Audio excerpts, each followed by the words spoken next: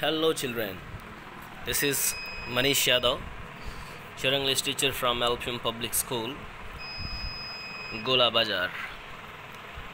Today in this video we would be discussing about the second poem. Not second, this is third poem after second chapter, that is A Tiger in the Zoo. In this poem we have to talk about two types of tiger, one who stay inside or behind the bars, and second who stay outside and wander here and there freely. A Tiger in the Zoo. The title of this poem is A Tiger in the Zoo. The poet has compared two tigers. First tiger who stays behind the bars, behind the cells, and second tiger who wanders freely, who roars freely outside in the jungle and by edges of the jungle. So this poem contrasts a tiger in the zoo with the tiger in its natural habitat. This poem contrasts comparison between two tigers,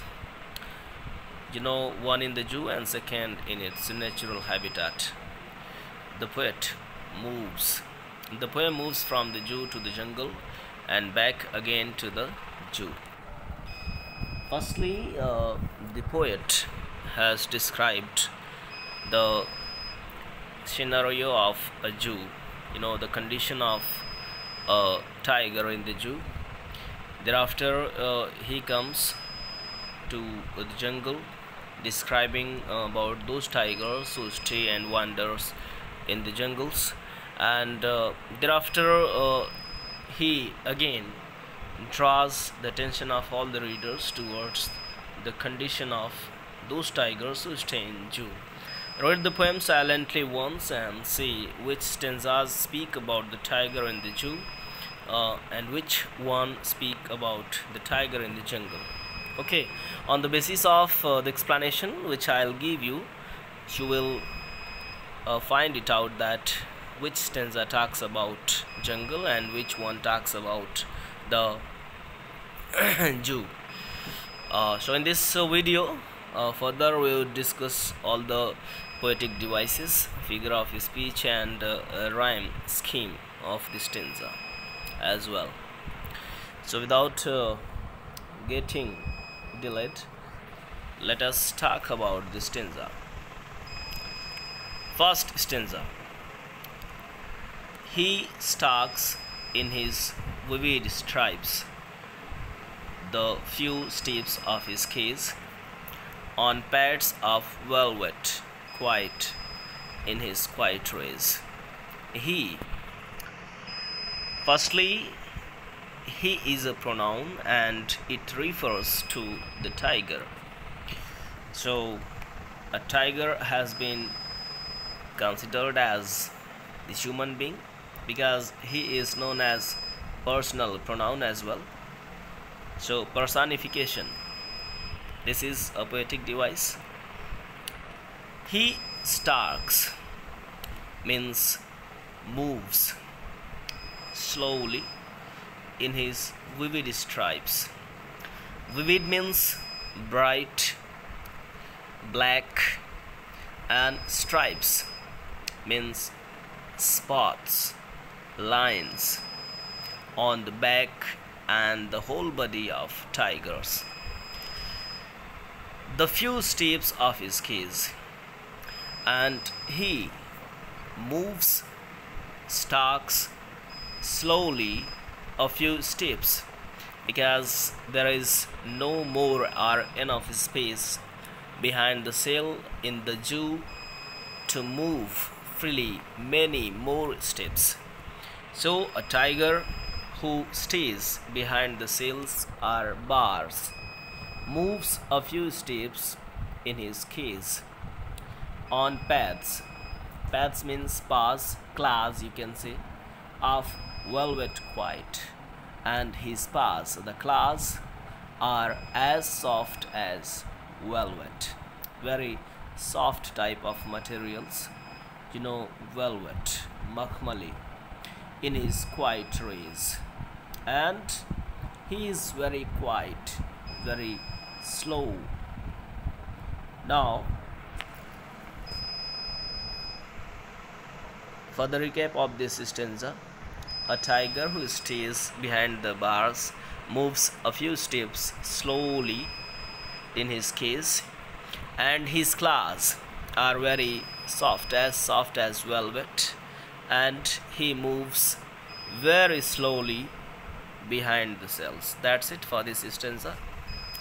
Now, the second stanza talks about the habitats of natural tigers.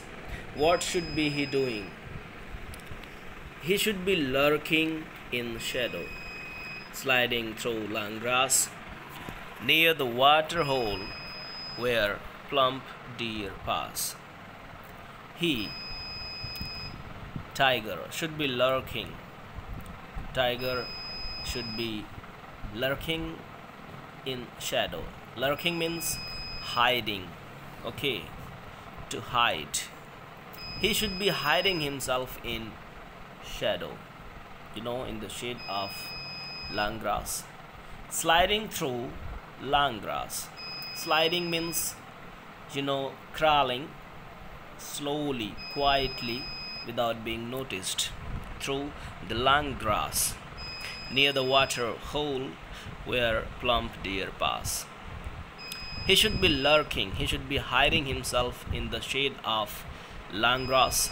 He should be sliding, crawling very gradually and slowly without being noticed near the water hole. Okay, near the water pool where deer pass. Means if he should be hiding himself over there, he should be, sliding through the long grass slowly. Thereafter, he would be able to catch and hunt the deer pass. Okay, when the deer passes through the grass near the water hole, he would be hunting them. Now, let's go through the third stanza of this poem. He should be snarling around houses and the jungle says, baring his white fangs, his claws terrorizing the village. He should be snarling. Okay, snarling. R is silent in this word. He should be snarling around houses. Snarling means roaring. Okay, he should be roaring around the houses. At the jungle says, as well as he should be roaring near the jungle's edge, outer edge of the jungle. Means उसे घरों के आसपास जोर से गुर्राना चाहिए, जंगलों के पास गुर्राना चाहिए. Bearing, showing his white fangs. Fangs means teeth. Okay, दांत. Bearing means showing. Bear means show, दिखाते हुए, अपने सफ़ेद दांतों को दिखाते हुए. His claws, again pass, अपने पंजों को दिखाते हुए.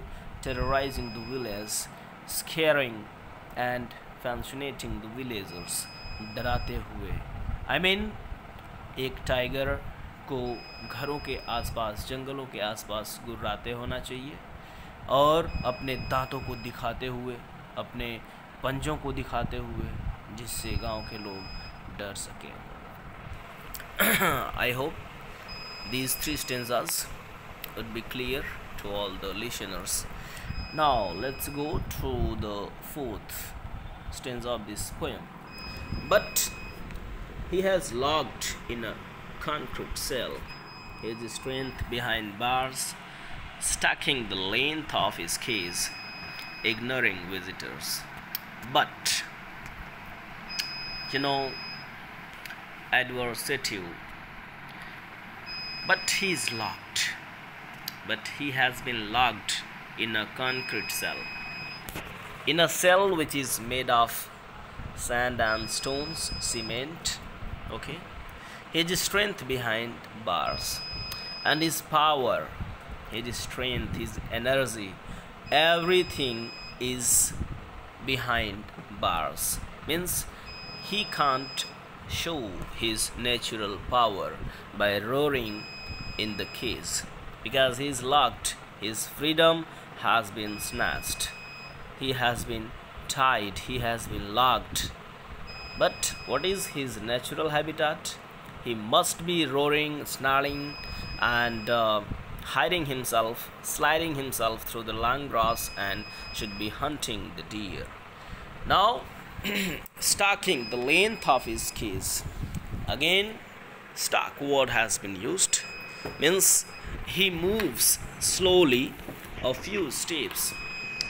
He measures the length of his cage, ignoring visitors. He does not pay attention upon his visitors, whether who comes, who goes. He does not pay attention at anything. Now the last stanza of this poem, that is, he hears the last voice at night. The tiger, staying in the zoo, hears the last voice of patrolling cars and stares with his brilliant eyes at the brilliant stars. And he wakes late at night and he hears the patrolling cars. He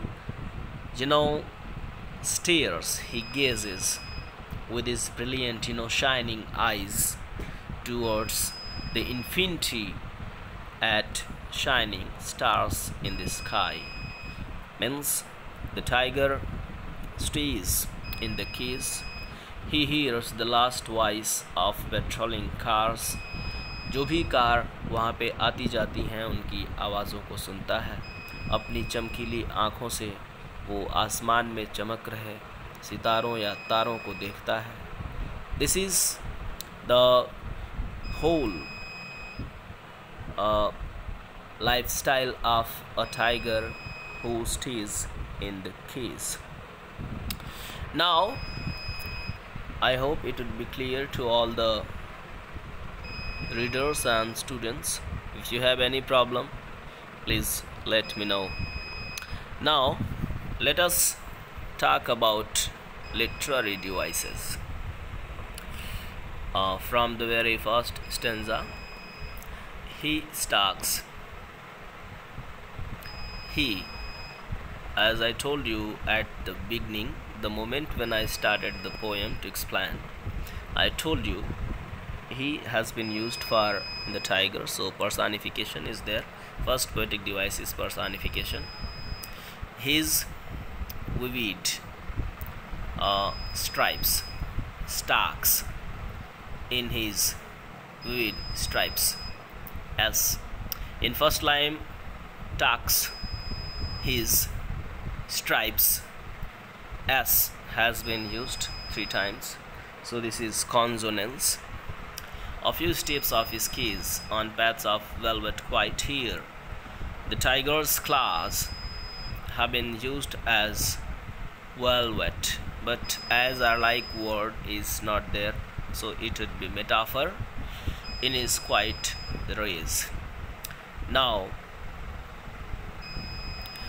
he should be lurking in shadow. He should be hiding himself, sliding through the long grass. Again, wherever he has been used, everywhere personification is there. And now,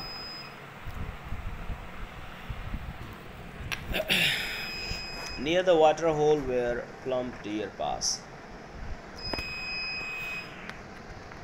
Next thing that we must know, he stalks in his vivid stripes. First line of the first stanza, there is no punctuation at the end of line. When a line is constantly written without pause, this is enjambment.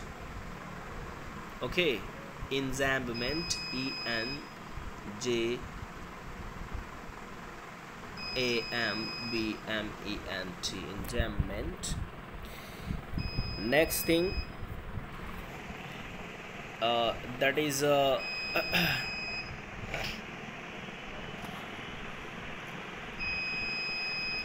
in his quiet rays. He should be lurking in shadow, sliding through long grass near the water hole. Next, third stanza, he should be snarling around houses at the jungle's edge, bearing his white fangs, his claws terrorizing the village. Next, but he has been locked in a concrete cell. Here, concrete and cell, S before concrete and S before cell, but pronunciation of both words are different. Concrete and cell. This is ka and this is sa. So this is not alliteration. His strength behind bars. Okay. Stalking the length of his keys, ignoring visitors. Last stanza of this poem, that is, he hears the last voice at night. Here, at the beginning of first line in fifth stanza, that is, he hears. Here, he, ha has been repeated. So this is, what is this? This is alliteration. Okay. The last voice of a night patrolling cars and stares with his brilliant eyes at the brilliant stars. Now, let us see if a single word has been repeated twice in an stanza.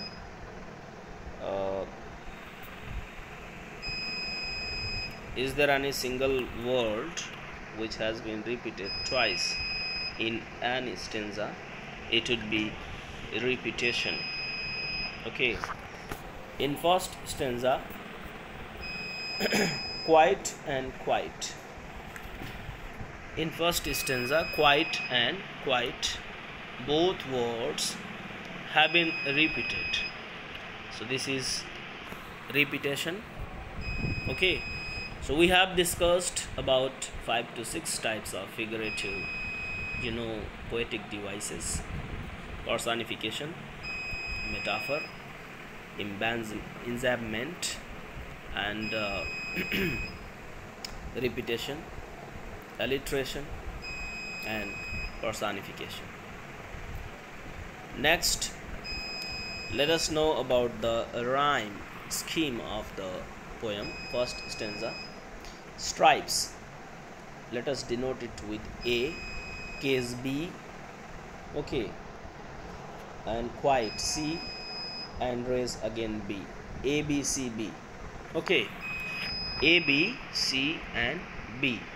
Shadow A, grass B, hole C, and pass B. A, B, C, B. I mean, this is the pattern in each stanza of this poem. That's it for the explanation. I hope you all have understood the poem and its explanation, as well as rhyme scheme, poetic device, and everything. I hope it's clear. Keep practicing at home. Keep learning at home. Bye.